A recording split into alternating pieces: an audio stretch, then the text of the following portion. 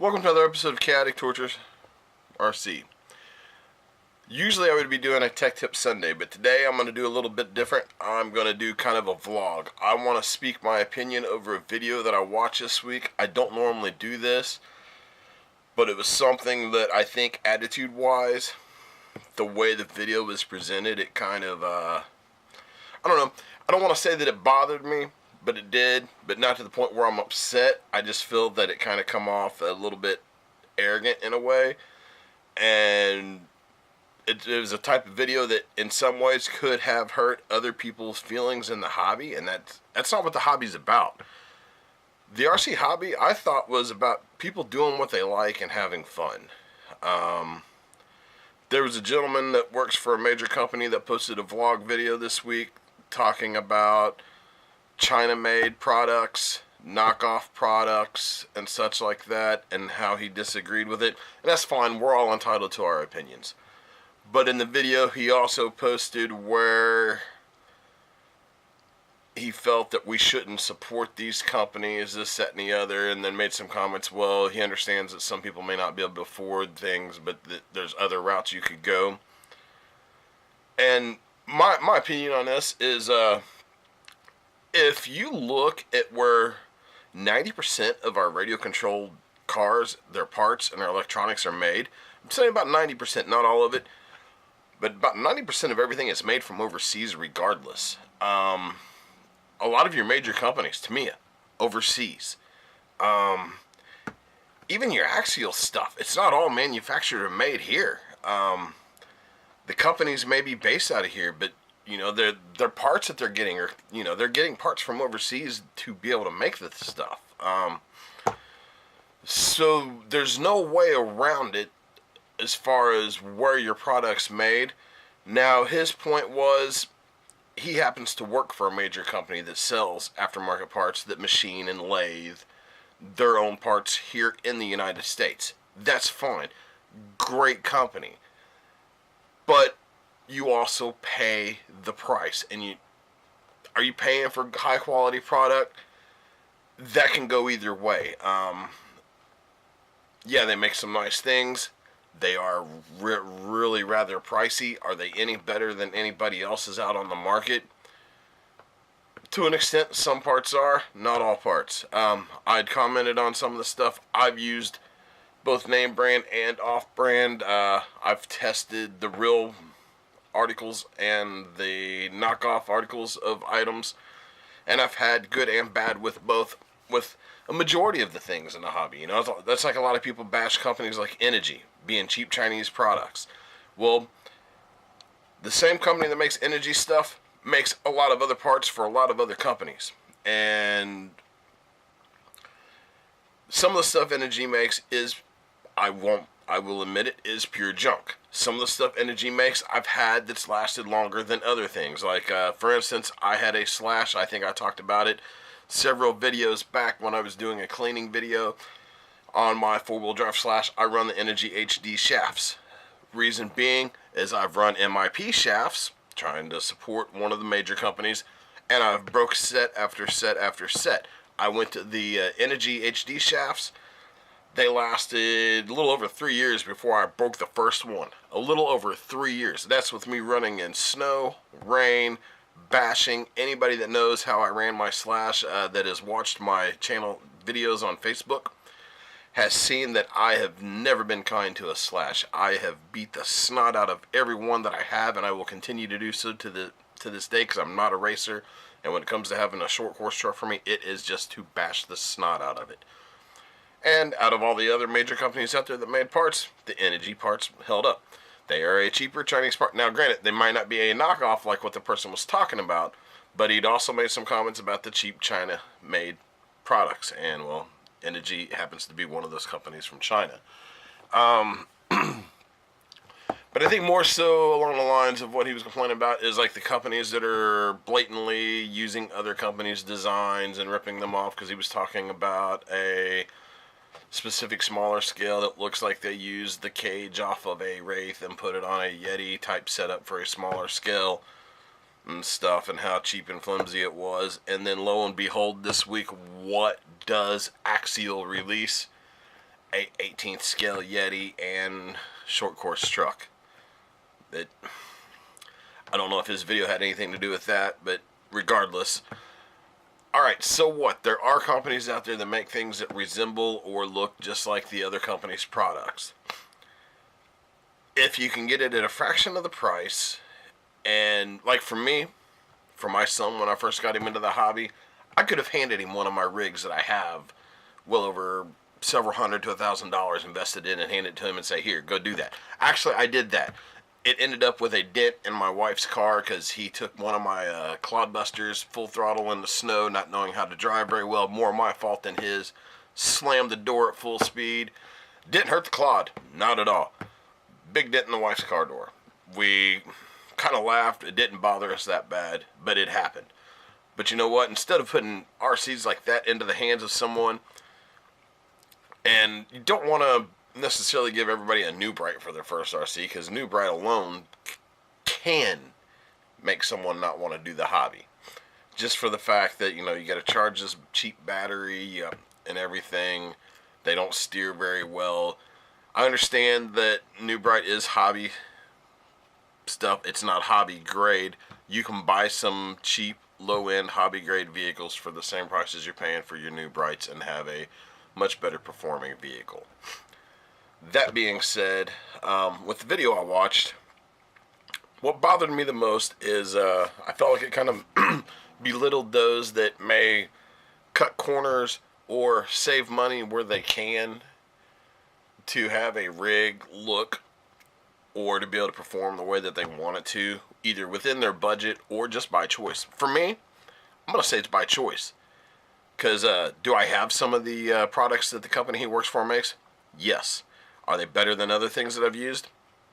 Not all of them. I'm going to show a rim, for example. This is a rim that I purchased off Amazon. Sold to me here in America, made overseas. Can actually use the company that it knocked off parts with it if need be. Is this rim any better? No. Is it any worse? Other than the company that designed a rim that looks like this? No. But you know what? This isn't the only company that made a rim that looked like this. The company with the name brand on it that actually puts their name on one slot isn't the only company that's made a rim that looked like this. Honestly, other than the extra bolts, that's a close to scale replica of a Mickey Thompson style rim. If you look right here, that is a RC four-wheel drive licensed rim. And this one was actually licensed. I don't know if my camera is going to pick up on it. It says MT on it because these actually were endorsed by Mickey Thompson. Is that rim any better than this one? No. Is this rim any better or worse? No.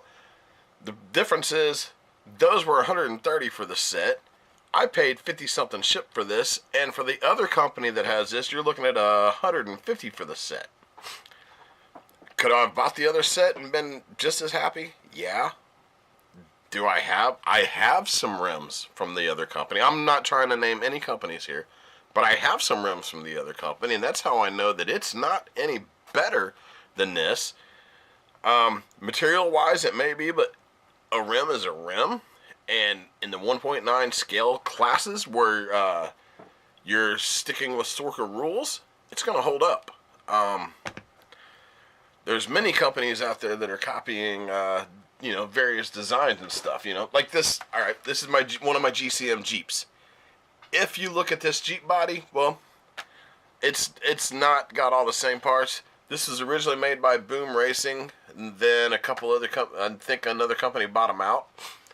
But it was a Boom Racing Jeep body that replicated a New Bright Jeep body, just made of a little bit different plastic to be a little more durable. And it's a Chinese-made China body. RC four-wheel drive bumper made to replicate real scale bumpers. Made overseas. Actually, everything on this truck was made overseas. My chassis is GCM. It's made in Canada. If you look at the axial beadlock rims, for my spare, I'm using an axial over, because I didn't want to buy the extra one of these for 30 some bucks just to have a spare. Is it because I couldn't afford it? No, I just didn't see the purpose of it. That's good enough, that's scale enough. But if you look, they're very, very similar. And here's my opinion about it. To get to the plain and simple, the hobby's for fun. It doesn't matter how much money you put into your vehicle. To those that may have been offended by the video, that if they watched it, even though I didn't produce the video, I'm sorry that content was out there. Because, yeah, there's going to be some bad RCs made out there. You know, some of the comments were some of the Chinese-made RCs were just pure junk. Well, you know what? I bought the Axio Exoterra when it first came out. It was terrible. They changed the plastics and the design and then revamped it, and it became a better vehicle. I bought a Wraith when the first generation Wraith when it first came out. They were terrible. They broke a lot of parts, not just shafts, knuckles and stuff. Over time, they've changed their plastics and made that better. The Axial not the Yeti. Yeah, the Yeti. I bought it when it first was released. My Yeti sat on a shelf for 3.5, 4 months because the known issues that it had when it first came out, they couldn't get me the parts for that long. And then since then, they have changed the parts and made them better. So even top name brand companies make parts, and whether they took shortcuts or just bad material at the time, or there wasn't enough testing done before it was released to realize this, things happen. Now, is that me saying all Chinese-made products are great? No. But are all name brand products that come out great? Not always. Look at your options for hop-ups and upgrades for a lot of things. You know, I've had Red Cat racing stuff. A lot of people say Red Cat sucks. You know what? I've had some Red Cats that did suck. I've had some that have been actually fun for what they were, and I knew for 100 and some bucks this is what to expect, and I got that and then some out of it. So I just think, that being said, we shouldn't be so harsh to want to gripe and complain because somebody wants to buy a knockoff of a product because they're trying to keep up with the I'm going to use the quote, the Joneses, on how their rigs and vehicles look, because there's been, over social media, a certain standard set, you know, well, if you're going to run this rig, a majority of them look like this because so-and-so bought this and so-and-so bought that and so-and-so has this, and maybe not everybody has that, or maybe there's people like me that, you know, I do have it, I can't afford it, but I don't want to buy it for every single rig, and after buying some of the China knockoff products of that, I see that it works just as good. In my mind, save 90 to 100 bucks. That's smart investment. If you're in a hobby and you have to, well, you don't have to maintain, but you maintain and build and keep up all the different rigs and trying to always buy something new. You know, at the end of the day, it's your all's money. Do what you want with it. For me, if I can buy product A or product B, and they're both serving the same purpose, and product B is going to hold up just as good as product A, but save me money, my choice is I'm going to go with the product B. I don't care where it's made at. You know, people say that it's taking jobs away from people in the industry and stuff. No, it's not, because I bought product B from an American wholesaler that, whether they buy in bulk, I don't know how they buy it. That's not my business, but it is someone over here making a living, help keeping the hobby going. And I bought a product off of them, so therefore that keeps their inventory flow going out the door, so they keep getting more in. So they're making a living doing something they enjoy, selling hobby-related products. The high-end companies out there, all the power to you. I support your products. I buy your all's products. But I'm also going to say I do buy a lot of the knockoff products. If they fit the job, serve their purpose, and work, that's fine. I'm all for it. You know, a lot of people say it's not right. We're all entitled to our opinions, but to make people feel bad for shopping that way, or to say, quote unquote, not my words, I hate this word, that people are going to be butthurt because they don't like the idea of not being able to, they're looked down on for buying the off-brand products.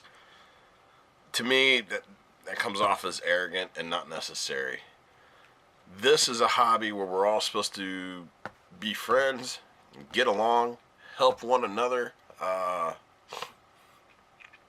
don't see no sense in trying to bash someone because they either don't want to spend the money because they choose not to, or even if it's because they can't afford to. There's a lot of people in the hobby that have other responsibilities before the hobby, so when it does come time to hobby money, it's very limited. So they will buy what they can, and you know, when it comes to buying a set of rims like these for $55-$60 shipped versus $150 shipped,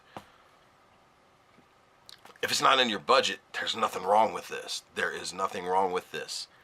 The other brand's selling just fine, so they're not losing anything. If they were losing, they wouldn't be making new product after new product after new product. With that being said, you know, if any of those were offended by watching the video, you know, my apologies on behalf of a hobbyist and enthusiast in the hobby. If those of y'all that hadn't seen the video, it may float around and you may see it. It was a produced stuff by a well-known person in the hobby. I don't want to do no name dropping. That's not me. I'm not here to bash him in any way. I just don't agree with everything that he said. You know, I understand to a sense that he wants to keep the money here, keep the money with the name brands, keep the money with the people that buy the licensing and stuff. I can understand people's views and opinions on that. But to want to bash those that don't do that, that I don't agree with that. You know, with this hobby, you're going to have good and bad with everything, with every company, every manufacturer. There's always going to be something that lasts better than the other. And everybody has different driving styles, you know. It's I can go out and buy a brand new Traxxas Slash, which has been a well-known company for many years.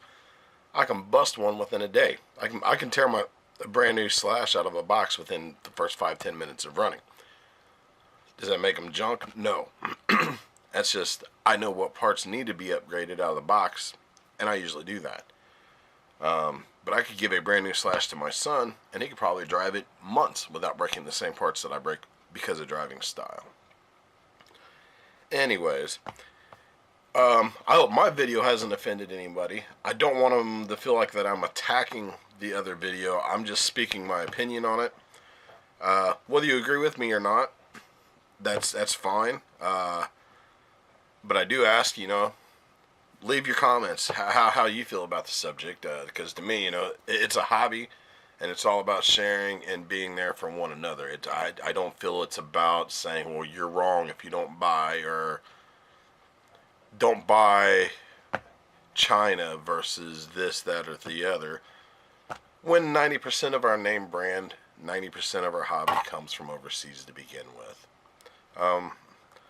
I'm going to conclude this video. Thank you for watching. Please leave comments below, positive or negative. I'll respond to them to the best of my ability. If you haven't already subscribed, please subscribe to my channel. I have a strong passion for the hobby, and I will continue to make videos. And if you did agree with me, or you found any content with my video, you know, just put your mind at ease or settling, please give it a thumbs up. And that's going to be it for this episode of Chaotic Torture. Stay tuned for more.